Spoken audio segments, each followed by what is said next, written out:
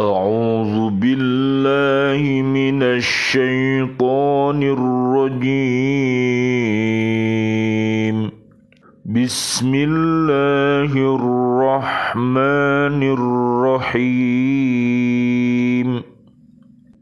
الذين يأكلون الربا لا يقومون إلا كما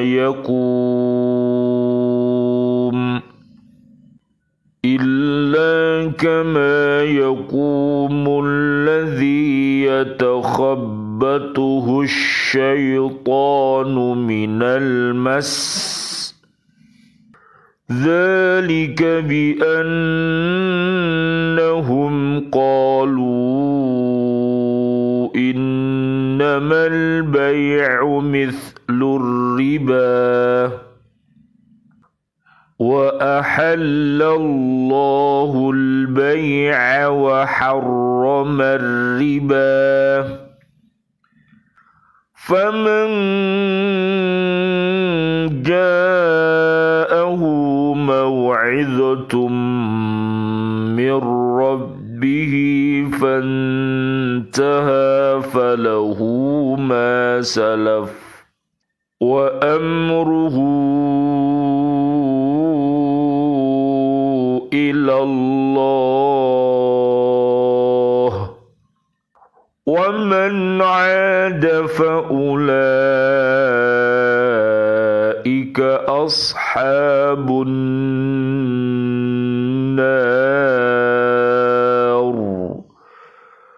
هم فيها خالدون.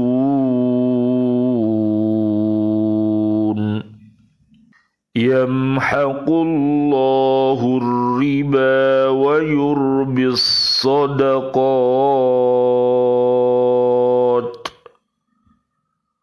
والله لا يحب كل كفار أثيم.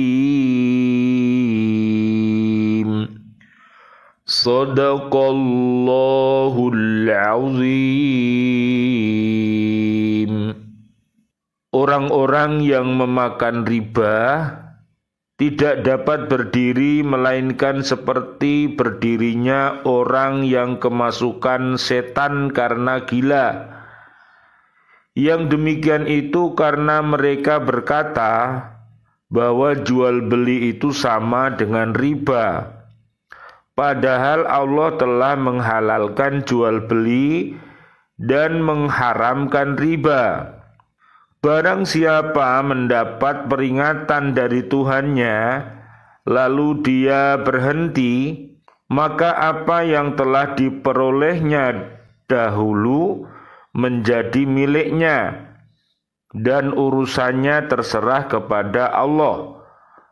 Barang siapa mengulangi, maka mereka itu penghuni neraka, mereka kekal di dalamnya. Allah memusnahkan riba dan menyuburkan sedekah. Allah tidak menyukai setiap orang yang tetap dalam kekafiran dan bergelimang dosa. Surat Al-Baqarah ayat 275 sampai ayat 276. Qila anna syahwata tusirul muluka abidan was-sabra yusirul abida mulukan ala tara ila Yusufa wa Zulaikha. Dikatakan nafsu itu bisa mengakibatkan raja-raja menjadi budak, sedangkan sabar menjadikan seorang budak jadi raja. Tidakkah Anda tahu cerita Nabi Yusuf alaihissalam dan Siti Zulaikha? Nabi Yusuf alaihissalam adalah putra Nabi Yakub alaihissalam yang sangat sabar.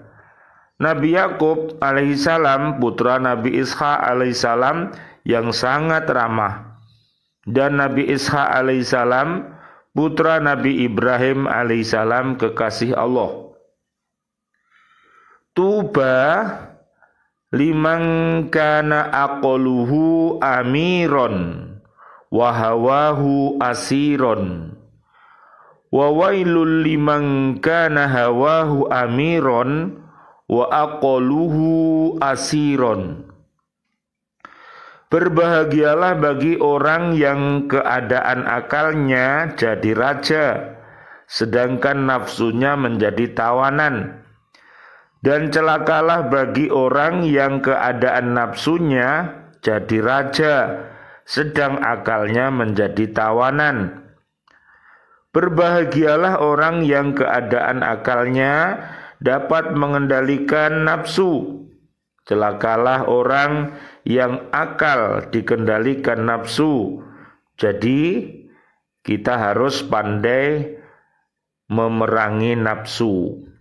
Nanti bisa dilihat di surat 12 ayat 53, yaitu surat Yusuf. Bismillah, alhamdulillah, assalatu wassalamu ala rasulillah. Asyhadu an la ilaha illallah wa asyhadu anna Muhammadar Rasulullah. Allahumma sholli wa sallim wa barik ala sayyidina Muhammad wa ala alihi wa sahbihi ajma'in walhamdulillahi rabbil alamin. Allahumma hdina siratal mustaqim siratal anbiya'i wal mursalin. Allahumma khtim lana bil Islam, Allahumma khtim lana bil iman, Allahumma khtim lana bil ihsan, Allahumma khtim lana bi husnil khatimah wa na'udzubika min su'il khatimah wa na'udzubika minal kafirin wa na'udzubika minad dolimin wa na'udzubika minal fasikin wa na'udzubika minal munafikin wa na'udzubika minal musyrikin. Amin ya rabbal alamin. Bi'aunillah, bi'idnillah, biridhoillah. Alhamdulillah, pada kesempatan yang baik ini kita bisa bertemu kembali untuk melanjutkan dakwah kita, untuk mengajak diri kita, keluarga besar kita dan umat Islam ini untuk senantiasa berhaqqa tilawatih, untuk senantiasa berhaqqa tuqatih, dan juga berhaqqa jihadih. Mudah-mudahan dengan wasilah ini Allah subhanahu wa ta'ala akan merahmati kita, keluarga besar kita dan umat Islam ini. Marilah kita senantiasa untuk beristighfar, bertaubat kepada Allah subhanahu wa ta'ala. Mudah-mudahan Allah mendekatkan kita kepada jalan-jalan yang diridhoi oleh Allah subhanahu wa ta'ala, dengan memperkokoh Islam kita, iman kita, ihsan kita, dan senantiasa berakhlakul karimah. Dan mudah-mudahan kita terjauh dari segala perbuatan keji dan perbuatan mungkar. Allahumma arinal haqqo haqqo warzuqna tiba'ah wa arinal batila batila warzuqna jatinabah. Amin ya rabbal alamin. Senantiasa doa-doa kita untuk diri kita, keluarga besar kita, dan saudara-saudari kita, seluruh kaum muslimin, kaum muslimat yang masih hidup. Mudah-mudahan Allah berikan kepada mereka panjang umur, bil barokah wa bitaatillah, sihah wal afiyah wa husnul khotimah nantinya. Amin ya rabbal alamin. Dan doa-doa kita pula untuk seluruh saudara-saudari kita, kaum mukminin, kaum mukminat yang sudah wafat. Allahumma anzilir rahmah wal maghfirah wan ni'mah wal jannah. Bisa kita lihat di surat Ghafir ayat 8 dan 9, dan juga surat At-Taubah ayat 100, dan surat Al-Hasr ayat 10. Rabbana ighfir lana dunubana wali ikhwanina alladhina sabakuna bil iman wala taj'al fi qulubina ghillan lil ladzina amanu rabbana innaka raufur rahim. Amin ya rabbal alamin. Kajian kita di kesempatan kali ini yaitu surat Al-Baqarah ayat 275. Ada dua macam riba yang dikenal, yaitu satu riba nasi'ah, yang kedua adalah riba fadl. Riba nasi'ah adalah tambahan pembayaran utang yang diberikan oleh pihak yang berutang karena adanya permintaan penundaan pembayaran pihak yang berhutang.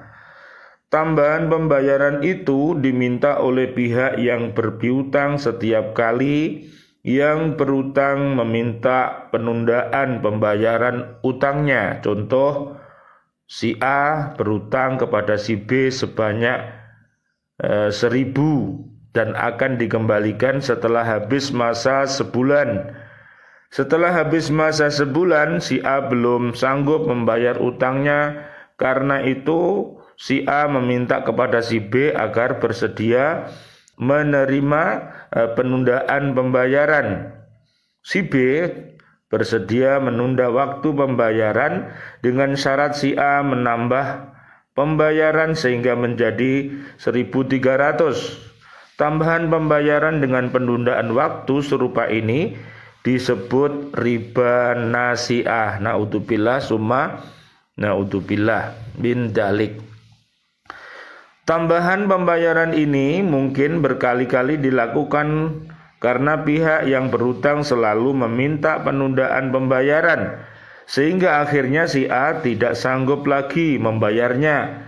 Bahkan kadang-kadang dirinya sendiri terpaksa dijual untuk membayar utangnya. Inilah yang dimaksud dengan firman Allah Subhanahu wa taala, "Ya ayyuhalladzina amanu la ta'kulur riba ad'afan mudha'afah wattaqullaha la'allakum tuflihun." Hai orang-orang yang beriman, janganlah kamu memakan riba dengan berlipat ganda dan bertakwalah kamu kepada Allah agar kamu mendapat keberuntungan. Surat Ali Imran ayat 130. Riba nasi'ah seperti yang disebutkan di atas banyak berlaku di kalangan orang-orang Arab jahiliyah. Inilah riba yang dimaksud Al-Quran. Bila dipelajari dan diikuti sistem riba dalam ayat ini dan yang berlaku di masa jahiliyah, ada beberapa hal yang perlu diperhatikan. 1. Sistem bunga merupakan sistem yang menguntungkan bagi yang meminjamkan dan sangat merugikan si peminjam. Bahkan ada kalanya si peminjam terpaksa menjual dirinya untuk dijadikan budak agar dia dapat melunasi pinjamannya. Yang kedua, perbuatan itu pada zaman jahiliyah termasuk usaha untuk mencari kekayaan dan untuk menumpuk harta bagi yang meminjamkan. Menurut Umar ibnul Khattab radhiyallahu an, ayat Al-Quran tentang riba termasuk ayat yang terakhir diturunkan sampai Rasulullah Shallallahu Alaihi Wasallam, Allahumma sholli wa sallim alaih, beliau wafat tanpa menerangkan apa yang dimaksud dengan riba. Maka tetaplah riba dalam pengertian yang umum, seperti sistem bunga yang diberlakukan orang Arab pada zaman jahiliyah. Keterangan sahabat Umar ini berarti bahwa Rasulullah Shallallahu Alaihi Wasallam, Allahumma sholli wa sallim alaih, sengaja tidak menerangkan apa yang dimaksud dengan riba karena orang-orang Arab telah mengetahui benar apa yang dimaksud dengan riba. Bila disebut riba kepada mereka, maka di dalam pikiran mereka telah ada pengertian yang jelas dan pengertian itu telah mereka sepakati maksudnya. Pengertian mereka tentang riba ialah riba nasi'ah, dengan perkataan lain bahwa sebenarnya Al-Quran telah menjelaskan dan menerangkan apa yang dimaksud dengan riba. Hal ini sesuai dengan sabda Rasulullah Shallallahu Alaihi Wasallam, Allahumma sholli wa sallim alaih, mengenai dua peninggalan yang harus ditaati. Aku telah meninggalkan padamu dua hal yang kalau kamu berpegang teguh dengannya, kamu tidak akan sesat sepeninggalku. Ialah kitabullah dan sunnah Rasul. Riwayat Ibnu Majah.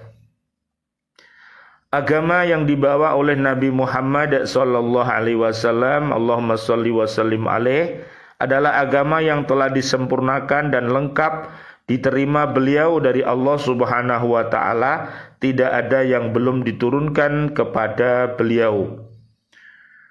Al-yawma akmaltu lakum dinakum wa atmamtu alaikum ni'mati wa raditu lakumul Islam madina. Pada hari ini telah aku sempurnakan agamamu untukmu, dan telah aku cukupkan nikmatku bagimu, dan telah aku ridhoi Islam sebagai agamamu. Al-Maidah ayat 3. Riba fadl yaitu menjual sejenis barang dengan jenis barang yang sama, dengan ketentuan memberi tambahan sebagai imbalan bagi jenis yang baik mutunya, seperti menjual emas 20 karat dengan emas 24 karat dengan tambahan emas 1 gram sebagai imbalan bagi emas 24 karat. Riba fadl ini diharamkan juga.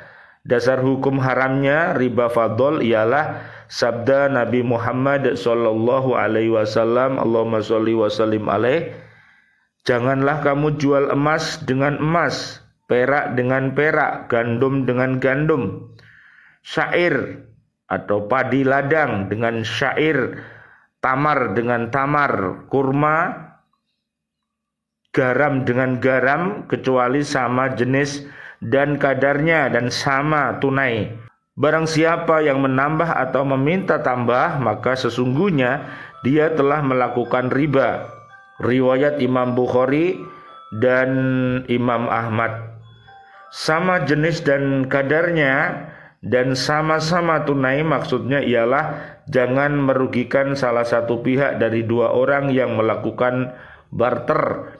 Ayat di atas menerangkan akibat yang akan dialami oleh orang yang makan riba, yaitu jiwa dan hati mereka tidak akan tentram, pikiran mereka tidak menentu, keadaan mereka seperti orang yang kemasukan setan atau seperti orang gila. Na'udzubillah summa na'udzubillah, mudah-mudahan diri kita, keluarga besar kita dan umat Islam ini terjauh dari riba ini. Amin ya rabbal alamin. Orang Arab jahiliyah percaya bahwa setan dapat mempengaruhi jiwa manusia. Demikian pula jin. Bila setan atau jin telah mempengaruhi jiwa seseorang, maka ia seperti orang kesurupan. Al-Quran menyerupakan pengaruh riba pada seseorang yang melakukannya dengan pengaruh setan yang telah masuk ke dalam jiwa seseorang. Menurut kepercayaan orang Arab jahiliyah, maksud perumpamaan pada ayat ini untuk memudahkan pemahaman, bukan untuk menerangkan bahwa Al-Quran menganut kepercayaan seperti kepercayaan orang Arab jahiliyah. Menurut jumhur mufassir, ayat ini menerangkan keadaan pemakan riba waktu dibangkitkan pada hari kiamat, yaitu seperti orang yang kemasukan setan. Pendapat ini mengikuti pendapat Ibnu Abbas dan Ibnu Mas'ud, juga berdasarkan sabda Nabi Muhammad sallallahu alaihi wasallam, Allahumma shalli wa sallim alaih, jauhilah olehmu dosa yang tidak diampuni, yaitu gulul, ialah menyembunyikan harta rampasan dalam peperangan dan lainnya. Maka barang siapa melakukan gulul, nanti barang yang disembunyikan itu akan dibawanya pada hari kiamat. Dan pemakan riba, barang siapa yang memakan riba, dia akan dibangkitkan pada hari kiamat dalam keadaan gila, lagi kemasukan setan. Riwayat At-Tabrani dari Auf bin Malik. Dalam kenyataan yang terdapat di dalam kehidupan manusia di dunia ini, banyak pemakan riba kehidupannya benar-benar tidak tenang, selalu gelisah, tak ubahnya sebagai orang yang kemasukan setan. Para mufassir berpendapat bahwa ayat ini menggambarkan keadaan pemakan riba di dunia. Pendapat ini dapat dikompromikan dengan pendapat pertama, yaitu keadaan mereka nanti di akhirat sama dengan keadaan mereka di dunia, tidak ada ketentraman bagi mereka. Naudzubillah summa naudzubillah. Dari kelanjutan ayat ini dapat dipahami bahwa keadaan pemakan riba itu semakin rupa sehingga mereka tidak dapat lagi membedakan antara yang halal dan yang haram, antara yang bermanfaat dengan yang mudorot, antara yang dibolehkan Allah dengan yang dilarang, sehingga mereka mengatakan jual beli itu sama dengan riba. Selanjutnya Allah Subhanahu wa taala menegaskan bahwa Dia menghalalkan jual beli dan mengharamkan riba. Allah tidak menerangkan sebabnya. Allah tidak menerangkan hal itu agar mudah dipahami oleh pemakan riba, sebab mereka sendiri telah mengetahui, mengalami dan merasakan akibat riba itu. Dari penegasan itu dipahami bahwa seakan-akan Allah Subhanahu wa taala memberikan suatu perbandingan antara jual beli dengan riba. Hendaklah manusia mengetahui, memikirkan dan memahami perbandingan itu. Pada jual beli ada pertukaran dan penggantian yang seimbang yang dilakukan oleh pihak penjual dengan pihak pembeli. Ada manfaat, ada keuntungan yang diperoleh dari kedua belah pihak, dan ada pula kemungkinan mendapat keuntungan yang wajar sesuai dengan usaha yang telah dilakukan oleh mereka. Pada riba tidak ada penukaran dan penggantian yang seimbang, hanya ada semacam perasaan yang tidak langsung yang dilakukan oleh pihak yang mempunyai barang terhadap pihak yang sedang memerlukan, yang meminjam dalam keadaan terpaksa. Setelah Allah Subhanahu wa taala menerangkan akibat yang dialami oleh pemakan riba, perkataan yang diucapkan oleh pemakan riba, pikiran yang sedang mempengaruhi keadaan pemakan riba, dan penegasan Allah Subhanahu wa taala tentang hukum jual beli dan riba, maka Allah Subhanahu wa taala mengajak para pemakan riba dengan ajakan yang lemah lembut, yang langsung meresap ke dalam hati nurani mereka, sebagaimana lanjutan ayat di atas. Allah Subhanahu wa taala menyebut larangan tentang riba itu dengan cara mau'idoh atau pengajaran. Maksudnya larangan memakan riba adalah larangan yang bertujuan untuk kebaikan manusia itu sendiri, agar hidup bahagia di dunia dan di akhirat, hidup dalam lingkungan rasa cinta dan kasih sesama manusia, dan hidup penuh ketentraman dan kedamaian. Barang siapa memahami larangan Allah tersebut dan mematuhi larangan tersebut, hendaklah dia menghentikan perbuatan riba itu dengan segera. Mereka tidak diwajibkan mengembalikan riba pada waktu ayat ini diturunkan.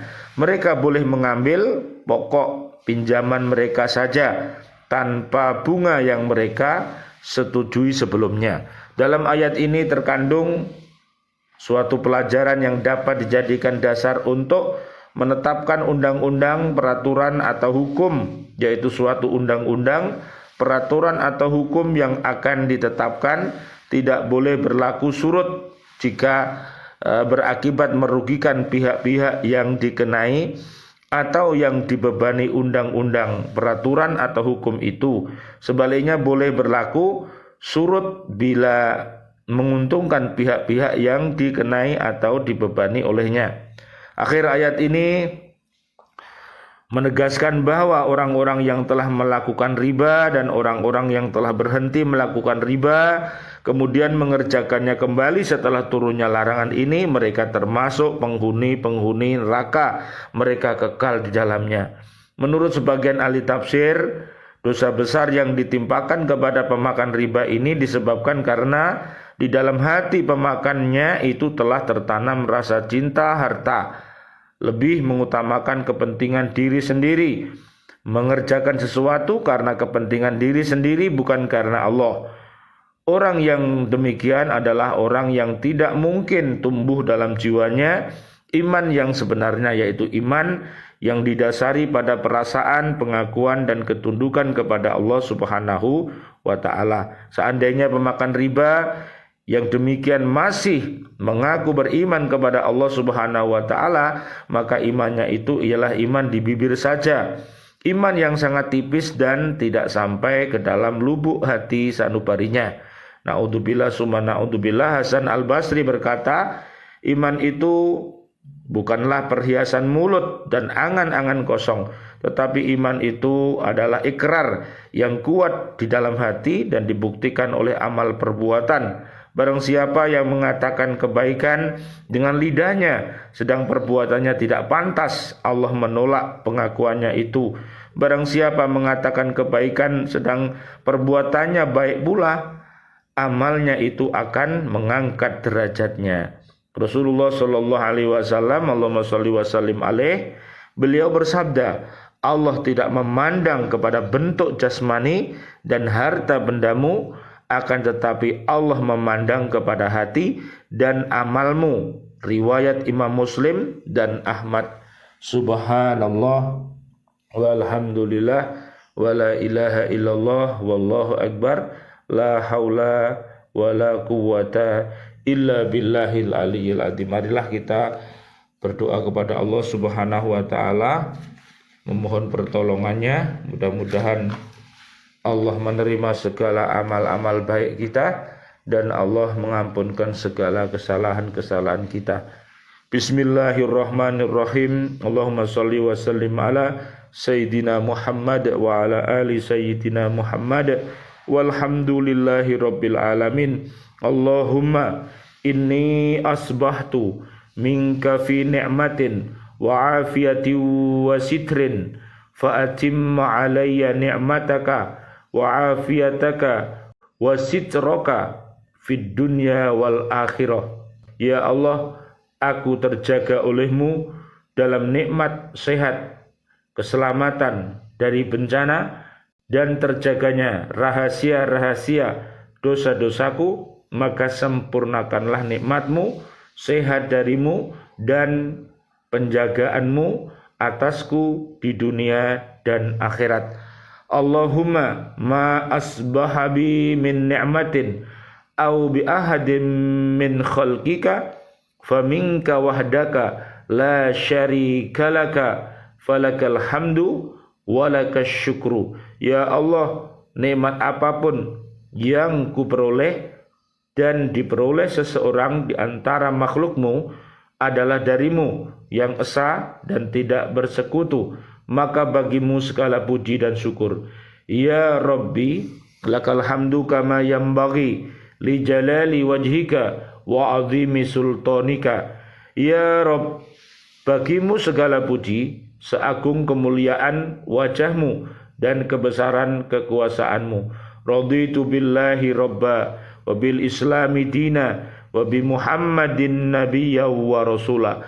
Aku telah ridho Allah sebagai Rabbku dan Islam sebagai agamaku dan Nabi Muhammad sallallahu alaihi wasallam, Allahumma sholli wa sallim alaih, sebagai Nabi dan Rasulku. Subhanallahi wa bihamdihi adada khalqihi wa ridha nafsihi wa zinata arshihi wa midada kalimatih. Maha suci Allah dan segala puji baginya sebanyak bilangan ciptaannya dan keridhoannya dan sebesar bobot arasnya dan sebanyak tinta kalimatnya. Bismillahilladzi la yadurru ma'asmihi syai'un fil ardi wala fis samai wa huwas samiul alim. Dengan nama Allah yang dengan namanya tidak ada madarat sedikit pun baik di bumi maupun di langit, dan Dia Maha mendengar dan Maha mengetahui. Rabbana taqabbal minna innaka antas samiul alim wa tub alaina innaka antat tawwabur rahim walhamdulillahi rabbil alamin. Wal afu minkum. Wassalamu alaikum warahmatullahi wabarakatuh. Waalaikumsalam warahmatullahi wabarakatuh.